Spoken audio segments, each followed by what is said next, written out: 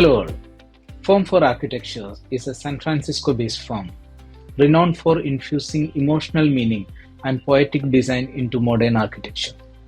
The portal is a conceptual design by Form4 Architecture already received many international recognitions. Let us know more from architect John Marx, Chief Artistic Officer at Form4 Architecture. Hello John, good to see you here.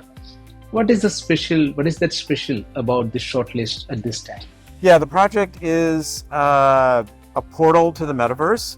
It's ambitiously about 550 meters tall. It's 60 million cubic meters in volume, but it's hollow inside. And it's basically a giant holodeck. So on the inside of the sphere, it's covered with LED screens. And the LED screens can project anything, but not only is it the sort of the sky, but all the buildings inside, all of the structures inside, because there's basically a village inside of the building. Those are all projection. So those are all things where it can change every day, every week, every hour, but 40,000 people can go there. And it's like combining Facebook, sense of community, with Amazon, a place to shop, a place to be, with a village. And a village not like Disneyland, which is wonderfully successful for many people, but it's not participatory. So it's an entertainment venue. So the nice thing about the portal is based more on Burning Man concepts of participatory engagement with the community. So you go there to not only live, work, and play, but to learn and create. And it's a wonder project, right? Thank you. And making such a huge, massive project, how challenging it was for you? Well, I had started doing research on the metaverse in the year 2000. And I taught a course at the University of California at Berkeley called Placemaking in Cyberspace. And we had all sorts of interesting references. The word metaverse was coined a few years earlier by Neil Stephenson in a book called Snow Crash. And in Snow Crash, he describes a world which is not dissimilar to the world that one could be in, but this is the physical part of the metaverse. So the metaverse is the overlapping of the physical and the virtual, not just the virtual. It's a common misconception that the metaverse is only the virtual part. It's when those two things come together. So the portal is a place where they can come together. You can go and you can wear your AR goggles or your VR goggles or your AR glasses. You can walk in and you walk in and you're wandering around. You're not quite sure who's there. It's a digital twin, who's not there. Suddenly a sea of electronic jellyfish comes and swirls around you, and you reach out your hand and one of the jellyfish goes right there. And of course, you know it's not real, but it's right there and it starts talking to you and it asks you what you want to do. And you might say, well, I'm hungry. And the jellyfish might say, well, have you tried having lunch on the moon? And you say, lunch on the moon? What do you mean? The jellyfish look up, and 1,000 feet up, 300 meters up in the air is the moon in that space. But the only way to get to it is a flying car. So you take your flying car and you go up to the moon and you have lunch. This is the customer experience that what you're talking about. Yeah, and that's the physical part. But you could also be somewhere else in the world. You could be there in Reno in the physical space flying up to the moon. But you could also be in Singapore, right? And you could have your VR goggles on and you could have that same experience with your friend. And you could walk, they wouldn't be having lunch with you physically like you would be having in the moon, but they can have a very similar experience. Beautiful integration of technology. So it's kind of a research project. It's a project that would be hundreds of billions of dollars to build. So it's based on first the research that I did there, and then I did some other research subsequent to that for some design competitions that add to that. And we worked with people all over the world in the context of that design competition in order to do the deeper research into, like, if you remember the AI concierge, And the idea of the AI concierge is you might have 40,000 people wanting to have an experience, and they're all overlapping and moving over each other. And ideally, you don't want to have any conflict. So if you have a group of people, because this is individuals and groups, you have a group of people that are playing, like a World of Warcraft game, and they're all scurrying around and doing all this stuff. But you want to have a quiet moment, a Zen moment in a meadow. You don't have an option of that. You don't want those to clash. Right. So the AI concierge steers the gamers away from your special moment and steers other people away from your special moment, so you can have this moment of solitude that you're looking for. So that's something that humans can't do. Humans can't figure out what another 39,990 people are doing, but AI can. So some of the things that it would take to make the portal a reality are still under development. It's the idea of having drone swarms, right? So you might have seen drones now, it's like in some places, instead of fireworks, you have drone shows, which are actually much more sustainable than fireworks, and much more interesting, actually, because you can have anything up there. Imagine if that got to be a fine grain of a nanobot with a light, right, that blinks.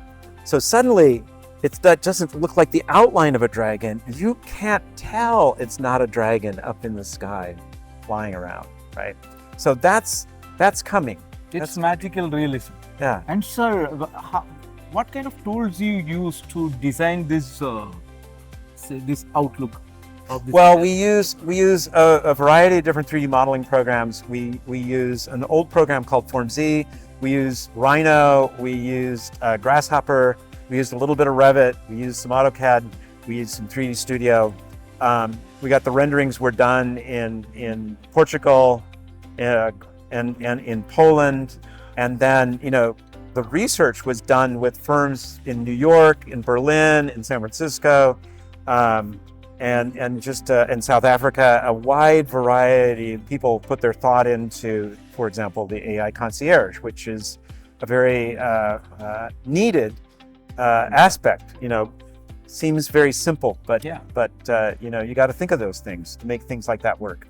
And what kind of money you need to invest to make this experience? Well, see, that's the thing. That's why it's an experimental project, more in the research category, because it would be hundreds of billions of dollars to build them. But you never know.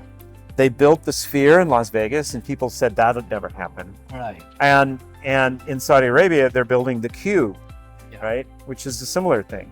And they're actually now building the Cube. Right. There are aerial photos of them starting to, and that is a 400 by 400 by 400 meter cube that's got a similar thing going on. And how do you think that it can maintain the structural integrity for a longer period of time? Probably. What is your? Well, that's part of the group that we had doing the research, and to determine what the thickness of that shell would be, which we believe needed to be about 25 meters. And then the big question was, is it steel or is it concrete or is it some other material? Because it's going to have to be a very, very big span. Aesthetically flexible, right? Yeah. But what we did was that shell is all housing, and so it's set back, and so you'd have the whole thing would be urban gardens, because there's about a 5 meter setback before you get to the residence as it's going up. And so that's where, the greenery starts to poke through the sphere, and you start to get shading, because Reno is a very hot environment. It's very hot and dry, but it's still very hot. And so solar gain is an important thing. So, and that might vary. So it might be that it's 15 meters on the sunny side, maybe, or 5 meters on the sunny side, but maybe it's only 3 meters on the cooler side. So it's a work in progress. So you have done any prototype for this before you? No, the only prototype I think that's generally known is the Cube, which is a Saudi Arabian design competition that Atkins won. And so, having people put all the different things together that you need to put together to make something like that happen, because it's not just creating a sphere and then saying, oh, well, we're just going to have LED screens everywhere. You need a deeper, richer sense of why this thing should exist, and what value is it to society, to the world, and is it a thing that, but the concept could be applied to all sorts of structures, right? Google, for example, has an aircraft, like a blimp enclosure in Mountain View, and that's probably, I don't know, 50, 100 meters high, Yeah. but it's several hundred meters long. And that could be a portal to the metaverse. The same kind of thing could happen, because what you need is rich experiences, places where thousands of people can have participatory experiences that are creative, that are game-based, that are learning-based, and you can do all these different things, which are, but with people from around the world, right? Yeah. So anyway, so we'll see what happens. It's an interesting challenge. Absolutely. And it's combining AI and the concept of the metaverse together. Yeah. The metaverse cannot effectively exist without AI, because the amount of experiences you need to generate. You imagine you're walking down the street and you're with a bunch of friends, and you decide you're going to go right and then left and then right, or you decide that maybe you want to go to Venus, right? So AI has to be, 3 blocks ahead of you, creating content, because you don't want the same old thing, right? And you might change your mind about what you want. You want to go shopping, you want to go play a game, you want to go learning, you want to go to Venus. And so, it's got to be ready. Yeah. Just a few steps ahead of you. Absolutely, and you need to design it in such a dynamic way that it satisfies everyone. And humans, but then humans can't design that fast. I mean, we can't create content that fast. AI can. AI can. Yeah. And do you think that it is possible to create without concrete? Concrete must be. Oh, you mean the sphere without concrete? Well, the analysis that was done before between steel and concrete, the steel looked like it could work perfectly fine. Yeah. Well, there's some flexibility with steel, and then there's an issue of how sustainable concrete is now. Yeah. Now, the thing about sustainability is, the technology shifts as you start to add more factors into it. So the other question is, should the whole thing be made out of mass timber? Maybe possible. I don't know. That's an interesting question. We didn't get that far. We got the steel concrete question. We didn't get to mass timber, which would be a very interesting, but you can get these long spans in mass timber now. So, but the thing is, can you get a 25-meter span? It's a long span for wood. And then can you grow that much wood? It's very curious. It's becoming more curious. Yeah. How this is going to Yeah. make into reality. Yeah. This virtual. Well, I know that, for example, with the line and the cube, that the expectation was that 20% of the world's steel was going to be in Saudi Arabia, right? That's a huge shift of steel. I remember when in the United States you were trying to buy plywood, all the plywood was in China. and because they were building so many things and they wanted plywood, and so it's like these things move around. But part of the sustainability issue is the cost of transportation, the carbon cost, and the financial cost as well. But the carbon cost and that's not small. So then you say, well, how do you build a thing that's local, that's going to go that far? So to be that tall. So these are questions that we didn't quite get that far. That's a question for a client, I think, with greater resources. But it's still, it's fabulous that you are nurturing an idea of a fusion. Yeah. And we all are optimistic, positively looking forward. Yeah. Come and visit.